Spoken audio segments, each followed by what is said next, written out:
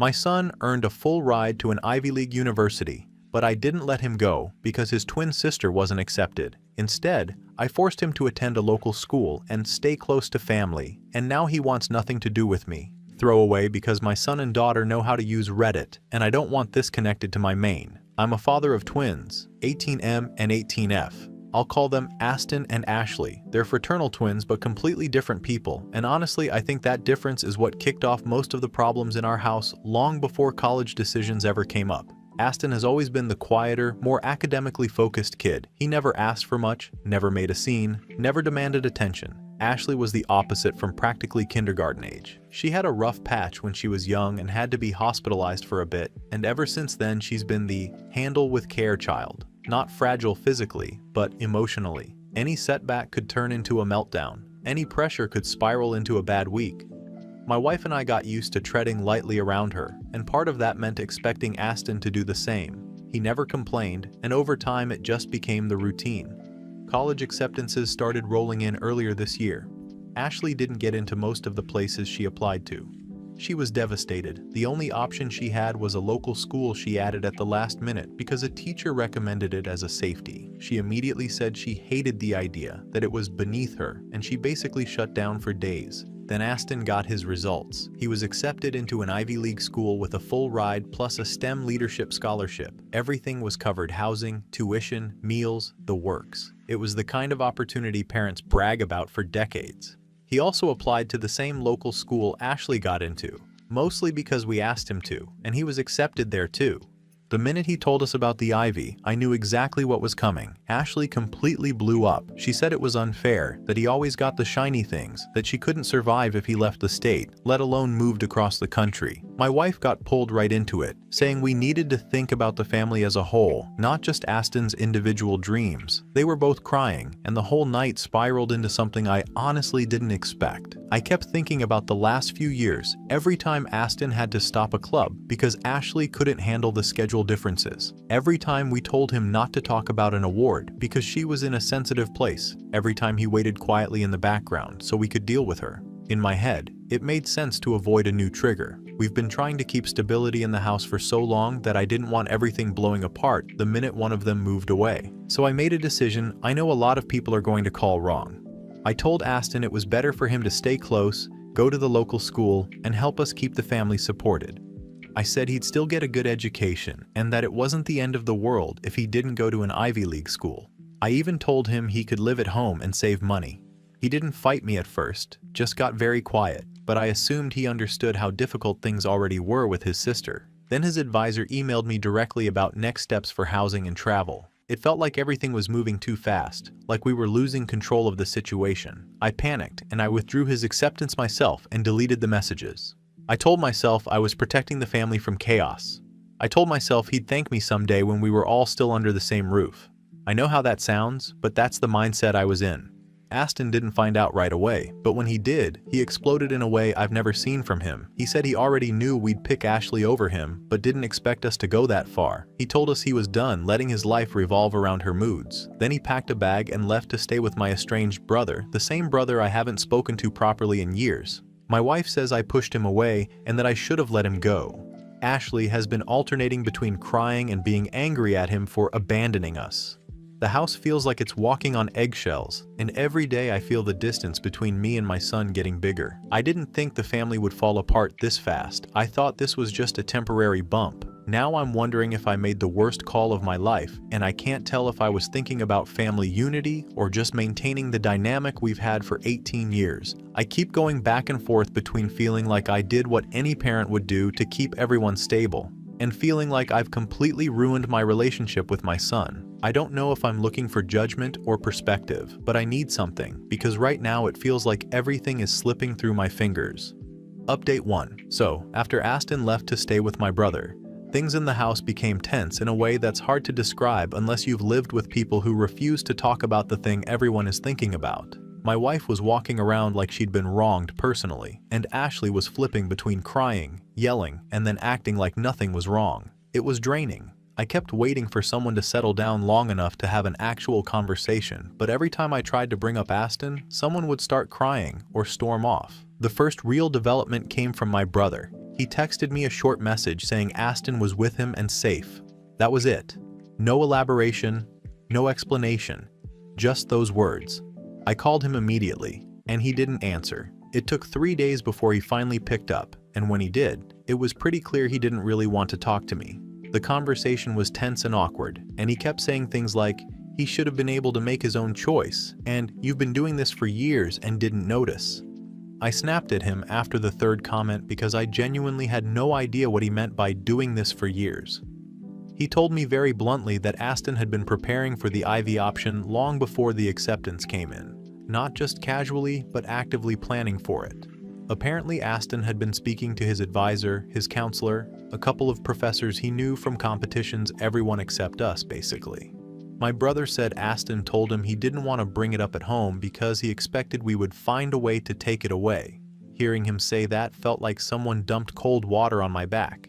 I knew Aston was reserved, but I didn't think he believed we were actively trying to hold him back. That really messed with me. Ashley, on the other hand, just kept spiraling. When she found out Aston was staying with my brother, she went into another meltdown. She was yelling about how he abandoned her and how he never cared about her the way everyone claimed he did. She stayed in her room for almost 48 hours, except for grabbing snacks or crying to my wife. I tried to talk to her once, but she snapped at me so aggressively that I backed off just to avoid another explosion. My wife said I was making things worse by even bringing up Aston's name around her. At this point, the house felt like it was built on a sinkhole. Everything I tried to do made someone upset, so I just stopped trying for a bit. But avoiding the problem didn't help either, because then I got an email from Aston's school counselor. Except it wasn't sent to me, it was forwarded to me by my brother. Apparently, Aston got accepted into some kind of selective early entry research cohort attached to the IV program. I didn't even know the program existed. My brother said Aston didn't tell us because he assumed we wouldn't celebrate it. He was accepted back in December, but the IV acceptance capped it off. Basically, Aston had been lining up opportunities quietly for months, maybe longer. I confronted my wife about it because I thought maybe she knew something, but she said she didn't. Then she immediately said Aston should have told us, like it was his responsibility to manage our reaction. That frustrated me more than anything else, because it felt like she didn't see how our reactions might have influenced him keeping things quiet in the first place. I finally decided to go talk to Aston in person. I drove to my brother's house unannounced, which I know probably wasn't the smartest move, but I was tired of feeling like the only one trying to fix this. My brother answered the door and looked like he was debating whether to close it again. Aston wasn't even in the room, he was in the back somewhere, and my brother refused to let me walk past the hallway. When Aston did come out, he didn't yell or cry or anything dramatic. He just stood there and told me he didn't want to talk. He didn't look angry, he looked tired. That was almost worse. He said he didn't trust that coming home would be safe right now. I don't know what he meant by safe emotionally, academically, literally, but the fact he even said the word made me feel sick. My brother kept stepping in, telling me to leave, that Aston had been dealing with more than I ever noticed. I lost my temper at that and told him he was turning my son against me. That made Aston walk away immediately. My brother basically forced me out the door after that. By the time I got back home, my wife was angry at me for going to see Aston without talking it through as a team, and Ashley was crying again because she said I was choosing him over us. I honestly don't know how the house became this dramatic so fast, but right now everything feels completely off. Update 2. The first major development was something I didn't even expect. Aston enrolled himself at the IV anyway. I don't know how he managed it because I thought withdrawing him would have stopped everything, but apparently if you're smart enough and determined enough and have the right people in your corner, you can work around things. In this case, the right people were my brother and one of Aston's old teachers. They helped him with paperwork, housing, transportation, everything. I didn't even find out until a random email notification popped up saying his student account had activated. The school didn't contact me directly because he's technically an adult. That hit harder than I expected. My wife didn't take the news well. She blamed me immediately, although I don't fully understand how that logic works. According to her, if I hadn't been so controlling, Aston wouldn't have run off. Then she turned around and said it was irresponsible of him to go without telling us. Then she cried. Then she shut down. The mood swings lately have been exhausting to deal with, and I'm not saying that to be cruel, I just don't know what version of her I'm coming home to anymore. Meanwhile, Ashley completely unraveled. She stopped leaving her room except to shower or grab snacks. She wouldn't talk to either of us unless it was through a closed door. She kept saying everyone had forgotten about her and that she was being punished for not being a genius. She refused to even look at her college enrollment papers. She tossed them across the room and stepped over them for days like they didn't exist.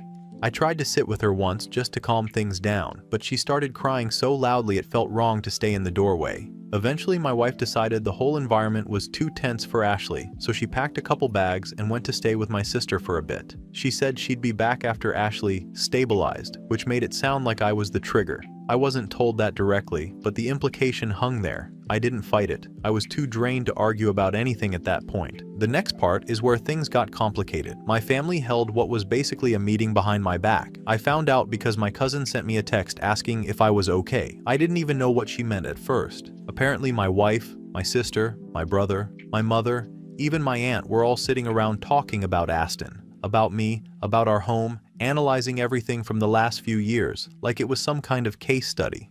From the bits I heard afterward, the conversation got harsh. People acted like I was the only one who ever made decisions around here. They brought up moments I barely remember, times I told Aston to hold back because Ashley was having a bad week, times I shut down something he wanted because the timing wasn't right. I won't pretend all of it was untrue, but hearing it from them felt like they were enjoying the chance to judge me. What made it worse was that nobody thought to include me. I walked in on the tail end of the meeting when I went to drop something off for my sister, and the entire room went quiet like I was intruding. The tension in that living room is something I won't forget. My wife wouldn't even look at me. My brother stood between me and the doorway to the kitchen, like he thought I was going to start breaking things. When I asked what was going on, I got this long, rehearsed explanation about how everyone is worried and how patterns have been forming for years. It felt like I was being cornered. I got defensive and things escalated fast. I'm not proud of the way I reacted, but I was overwhelmed, and walking into a situation like that without warning messed with my head. Aston was there too, not in the room but close enough to hear. He came out and stood behind my brother, and the look he gave me wasn't angry. That's what hit me the most. He just looked done, like he'd reached the point where nothing I said mattered anymore. He didn't raise his voice. He didn't accuse me of anything. He just said he didn't trust that coming home would be healthy for him. Healthy, that was the word he used. That's not the kind of thing an 18-year-old says, unless things have been rough for a long time. He didn't say anything else after that. He went back into the other room and shut the door quietly, which honestly felt worse than if he had shouted at me. When I got home later, the house felt hollow in a way I can't even explain. My wife wasn't there. Ashley wasn't there. It was just me and the feeling that whatever I thought I was holding together has already fallen apart. Update 3. So after the whole blow-up with the family meeting and Aston saying he didn't feel safe or healthy being around me, the house basically turned into some kind of halfway empty shell. My wife and Ashley stayed at my sister's. I've been by myself for almost a week now, and the quiet is messing with me more than I expected. I used to think I wanted peace. Turns out when it finally shows up, it's not peaceful at all. It's mostly uncomfortable. Anyway, the main thing that happened was something I didn't expect at all. I went into the garage to grab some old binders because I kept thinking if I could just find Aston's old scholarship paperwork, maybe it would help me understand what exactly I ignored. I'm not trying to paint myself as the victim here. I know everyone keeps telling me I should have been more aware, but still, I went looking. There was a box sitting on a shelf that I swear I didn't pack. It wasn't dusty like everything else. Inside were old class projects, half-completed notebooks, random papers I forgot existed. I almost didn't notice the smaller notebook tucked under everything. It was just one of those plain ones you buy in the cheap section at the store, nothing special. It wasn't a diary. There wasn't any emotional venting or teenage ranting. It was more like a record. Dates, events, little summaries, stuff I barely remember, stuff I honestly thought we handled fine at the time.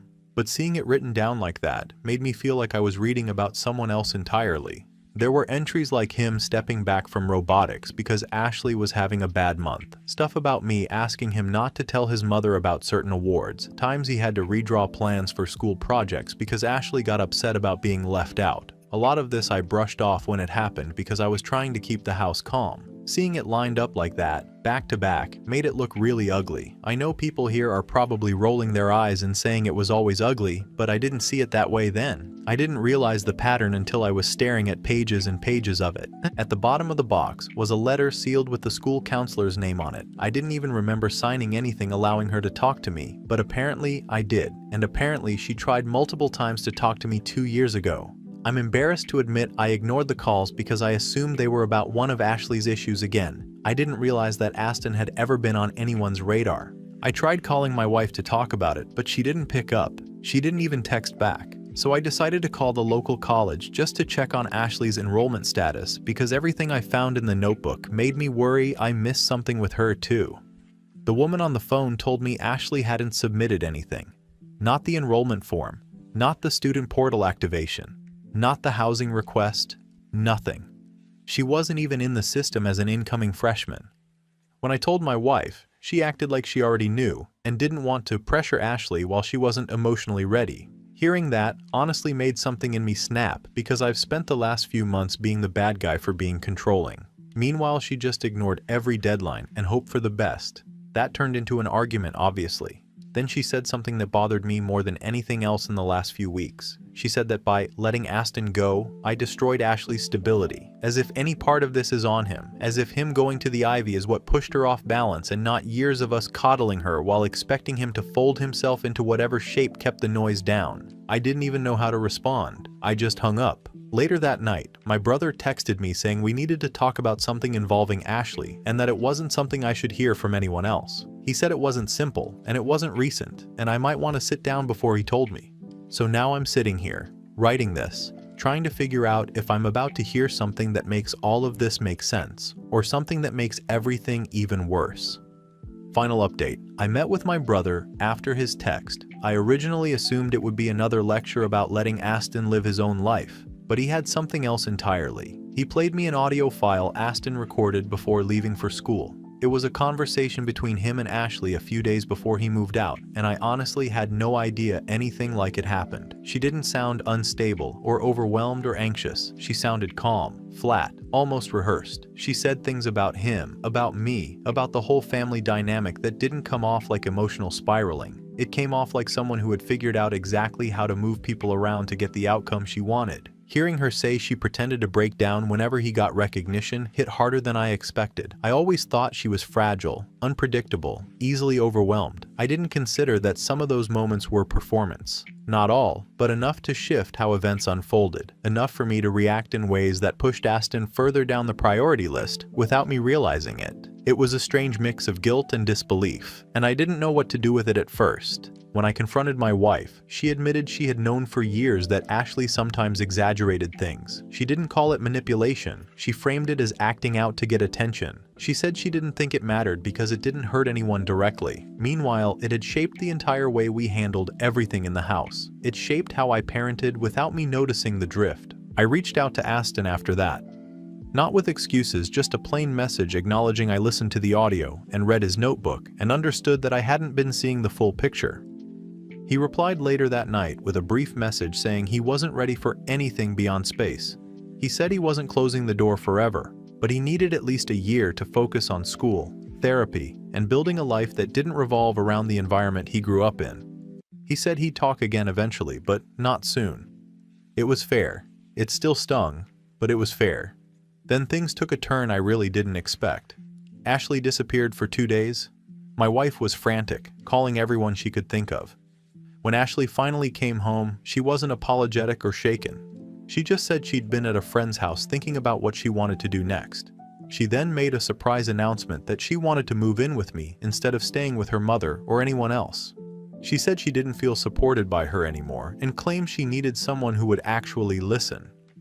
For a moment, I thought maybe this was a chance to start correcting things, but it was clear almost immediately she expected the old arrangement where every upset she had became the center of the house. I told her plainly that I wasn't going to play that role anymore. I wasn't going to be the reason she avoided dealing with things or the shield she used whenever she didn't want to face consequences. She didn't take it well. She left again that same night and went back to my wife, who, at that point, had already shifted her stance enough that she also wasn't indulging Ashley the same way she used to. By the end of the week, both of them moved out. They're staying with my sister for now until they figure out long-term arrangements. No yelling, no dramatic blow-up. Just a quiet, practical decision that made it clear none of us were functioning together anymore. I don't know what the next year is going to look like. I don't know where my relationship with any of them will stand. I only know that I can't undo what's already happened, and I can't go back to the version of myself that made all those decisions.